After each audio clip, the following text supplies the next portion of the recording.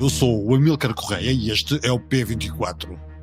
Quem vai ganhar o Prémio Nobel da Literatura? Aceitam-se apostas. The Academy has convened and can now announce its decision on the Nobel Prize in Literature. Esta história repete-se todos os anos. A escolha do Prémio Nobel da Literatura é sempre precedida de muito suspense e é tomada em sigilo absoluto. As casas de apostas são o único barómetro que tenta prever quem será o vencedor do mais importante prémio literário do mundo. Este ano, quem lidera as apostas e é referida por vários especialistas literários como a principal favorita é a escritora chinesa Ken Shui. Ken Shui tem apenas uma obra publicada em Portugal. Chama-se O Amor no Novo Milénio, mas já constou de várias listas de candidatos em anteriores edições. Será desta que vai receber o Nobel? Para além do mérito literário, a Academia Sueca tem em conta o género ou a geografia dos candidatos?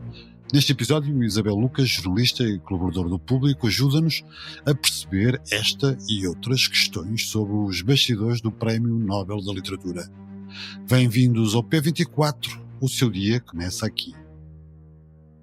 Bom dia, Isabel. Obrigado por teres aceitado o convite para participar neste podcast sobre o Prémio Nobel da Literatura, o que hoje será anunciado. A história repete-se todos os anos, a escolha do Nobel é sempre precedida de algum suspense e de uma lista infindável de favoritos. Desta vez, quem são eles? Olá, assim, bom dia. Entramos no jogo como sempre. Os favoritos, nós costumamos ir ver as apostas, há vários sites com apostas e aparece em primeiro lugar, parece que é unânime isto, a chinesa Ken Shui. Ela só tem um livro publicado em Portugal, pela Quetzal, e também e há outro nome logo a seguir ao Ken Shui que aparece como muito possível, que é o da ucraniana Ludmila Ulitskaya. A obra dela tem vindo a ser publicada ultimamente em Portugal, também é um nome forte, digamos assim, ainda para mais numa altura em que a Ucrânia aparece aqui como na agenda global, não é? E estes prémios, quer queiramos, quer não, nunca são olhados como apenas literários. A autora Ken Shui é apresentada como favorita, como disseste, e a escolha de uma escritora cujos pais conheceram as prisões durante a Revolução Cultural Chinesa poderia ser encarada também como uma escolha política, e o mesmo é válido para a escritora ucraniana, imagino. Sim, como eu estava a dizer, há sempre um viés aqui, muitas vezes a Academia Nobel é acusada disso, das escolhas que faz, ou muitas das escolhas que faz não serem meramente literárias. Claro que isto a literatura não está deslocada do mundo, ela existe no mundo e as pessoas quando leem determinadas obras leem-nas à luz do seu tempo e à luz do tempo em que, neste caso, à luz de 2024. Num caso como no outro, são duas obras que estão muito ligadas aos países de onde vêm. No caso da chinesa Ken Shui, uma obra muito mais fantástica no sentido kafkiano do termo mesmo, e sim, esse passado é um passado conhecido e pesa aqui na história, obviamente, na história política também, e também há aqui outro facto a pesar, é o facto desde o último chinês a ganhar um Nobel foi Mo Yan em 2012, portanto já passaram 12 anos e não seria de espantar que viesse um prémio daquele lado do mundo, com todas as leituras que isso possa ter, obviamente. Independentemente, desculpa só interromper, num caso como no outro, creio que ganhe Ken Shui ou ganhe Ludmila Ulitskaya, e há gostos para tudo, mas acho que ninguém poderá dizer que literariamente os prémios não serão bem atribuídos num caso como no outro. Portanto, não pôs em causa a qualidade de nenhum destes favoritos à partida, eles estão aqui por mérito literário. Quem sou eu para pôr em causa, não é? Mas há aqui a questão do gosto. Eu da Ken Shui só li o livro que está publicado em Portugal, e da Ludmila Ulitskaya já li mais coisas, como tenho dito, como já disse, ela está a ser traduzida e ainda bem, vamos tendo acesso a mais obras dela e é uma escritora muito sólida, com uma obra também muito variada, desde o conto ao romance, ao ensaio, portanto estamos diante de duas autoras muito, muito fortes. Claro que o mérito literário é fundamental na escolha do premiado por parte da Academia Sueca, como é óbvio, não é? Mas essa também não é a única condição, porque, como já afloraste um pouco, há sempre outros critérios que são tidos em conta. O género ou a geografia dos autores são critérios quase ao mesmo nível do critério literário? Também tenta-se que haja aqui um equilíbrio, sendo que o desequilíbrio é tão grande que agora tenta-se remediar um bocadinho, e por mais que a Academia tente remediar um bocadinho, esse desequilíbrio é enorme. Basta ver que entre os 120 ou 121 premiados até agora, acho que 120, 103 são homens. Há 17 mulheres neste elenco, mas se formos ver os últimos 5, 6 anos, tem estado a haver um equilíbrio, e naquele ano, a 2018, em que foram atribuídos 2 prémios para compensar um ano de não atribuição, foi 2018, portanto ganhou um homem e uma mulher. Estamos a falar da Olga Tokarczuk, a polaca, e do austríaco Peter Handke. Aqui temos um homem e uma mulher, mas temos 2 autores que vêm quase do mesmo espaço geográfico, não é?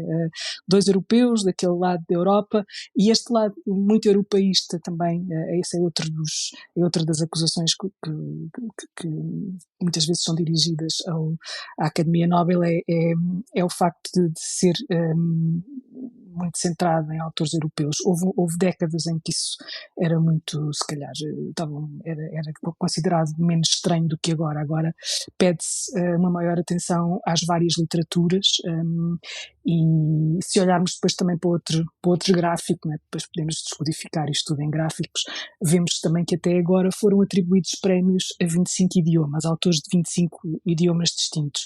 Mas falavas dessa tentativa de equilíbrio. Nestes últimos 5, 6 anos tem sido um homem e uma mulher, um homem e uma mulher. Portanto, o ano passado ganhou um homem, um norueguês, ou seja, um homem europeu, branco. Se calhar este ano vamos apostar, e por isso estamos aqui a falar da Ken Shu, que é uma mulher asiática, e uma língua que é de um país cuja literatura é imensa e nós conhecemos muito pouco, não é? A previsão de quem recebe o Nobel é sempre dificultada pelo facto de não existir uma lista pública, não é? Geralmente são 5 os finalistas e são escolhidos a partir de uma lista que creio que é indicada por várias identidades e academias literárias de vários países, não é? E até em alguns casos por antigos prémios Nobel. Sim, sim. Como é que é feito este processo? É um processo que começa no início de cada ano. A Academia Nobel manda uma espécie de pedidos de conselhos, assim se pode dizer, talvez centenas de entidades, como tu disseste, um bocadinho por todo o mundo, desde professores universitários, academias, enfim, antigos Nobel, como tu disseste, e depois recebem, não há aqui nenhuma espécie de obrigatoriedade de resposta, mas recebem umas quantas, acho que imaginemos à volta de uns 200 nomes que têm que ter têm que estar publicados em várias línguas, nomeadamente o sueco, e a partir daí faz-se tira-se outra lista. É isto. Depois, por volta de abril, chegamos a uns 20, em maio chegamos à lista dos 5 finalistas, que são entregues aos jurados, normalmente 18 jurados, que vão ler a obra completa desses cinco autores que entram nessa espécie de shortlist. E, portanto, em outubro, normalmente na segunda semana de outubro, conhecemos o vencedor. Há nomes que todos os anos surgem como potenciais vencedores, entre os quais o português António Lobo Antunes, mas também Haruki Murakami ou Salman Rushdie. Este ano não há rastro de nenhum deles. Verdade? Margaret Atwood aparece em algumas listas. Eu já há bocado estive a ver. O António Lobo Antunes, curiosamente, também aparece em algumas listas. Também vi o nome de Henrique Vila-Matas, mas são nomes que estão cá para baixo na lista das apostas e nas listas que aparecem. Estas listas não são listas que saem completamente fora daquilo do que é o secretismo da academia. Muitas vezes vêm de pessoas que estudam e que têm acesso a algumas fontes mais privilegiadas ou não, mas a academia faz sempre sublinhar que isto é um processo muito secreto e este secretismo também depois é o que leva, o que alimenta este jogo que nós aqui estamos a jogar, não é? Todos antes do Prémio Nobel da Literatura, e isto não acontece com nenhum outro Prémio Nobel, nem com o da Paz, não é? No da Paz há um outro tipo de emoção, se calhar outro tipo de expectativa. Neste há um jogo que mesmo pessoas que não leem ou que conhecem mal as literaturas, não é?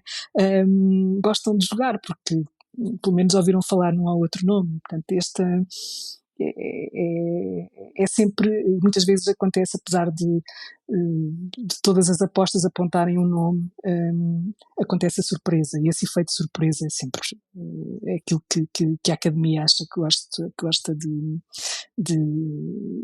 que saiba, ou seja, se souber o nome, que esse nome seja uma surpresa, mas que seja reconhecido como trazendo qualquer coisa de prestigiante à Academia Nobel, ou seja, transformá-la, não desautorizando enquanto entidade que já não sabe o que é literatura, ou o que é política, ou o que é outra coisa qualquer, mas reconhecendo ali uma capacidade de perceber o que é literatura.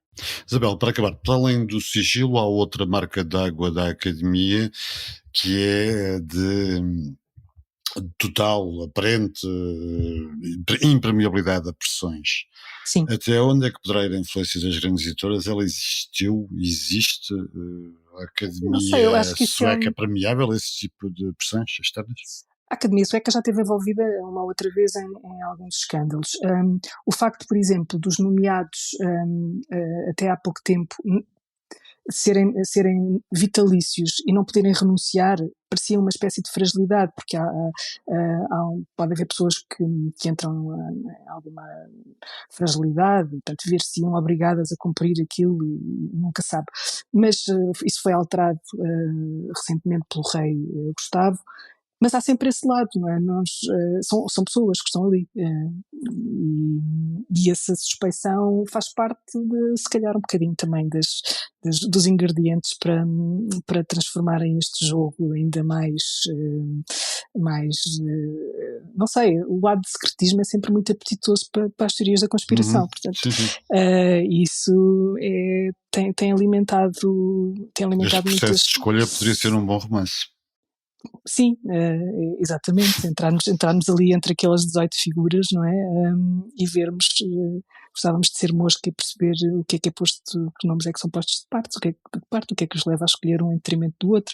Portanto, não me importava nada de ser um inseto invisível e estar ali a assistir à argumentação, mas não gostava nada de ser um desses 18. Portanto, eu gosto muito daquela, quando a cortina se abre e aquele momento em que se diz o nome, e normalmente é dito com um sotaque carregado de sueco, e nós ficamos um bocadinho perdidos, até que se faz luz ou não é? Estou-me a lembrar quando foi há 2 anos o escritor do Sri Lanka, o Brunak, ninguém sabia soltar quase o nome do senhor, e portanto toda a gente foi googlar e ver como é que se dizia, mas ainda bem que essa obra, a obra dele também chegou até nós e vai chegando. Portanto, esses nomes que aqui há uns tempos, e depois as polémicas que também vieram daí, não é? Que é perceber, nesse caso, porque é que ele escrevia em inglês e não numa das línguas do país de origem. Ele de explicar que fez toda a vida dele em Inglaterra e, portanto, a língua em que ele pensava era a língua inglesa e, portanto, era natural que ele escrevesse nessa língua.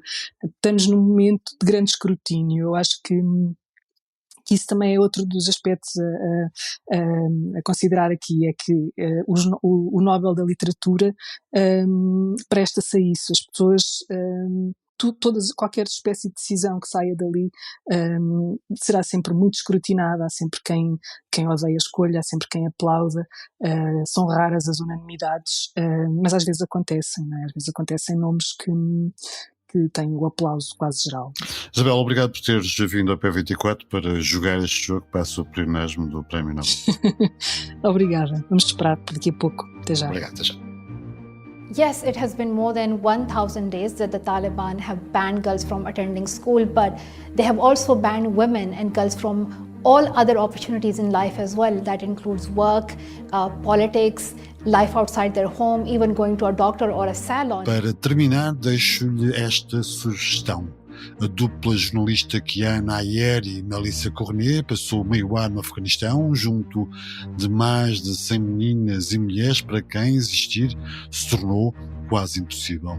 Desde que os Talibã retomaram o poder no Afeganistão em agosto de 2021, depois de 20 anos de guerra no país contra os Estados Unidos, o apartheid de género regressou em força. Leia o artigo e veja as imagens em público.pt/P3. Obrigado por ouvir o P24. Voltamos amanhã. O P24 é um podcast do Público com música original de Ana Marques Maia. A sonoplastia deste episódio é de Nuno Coelho.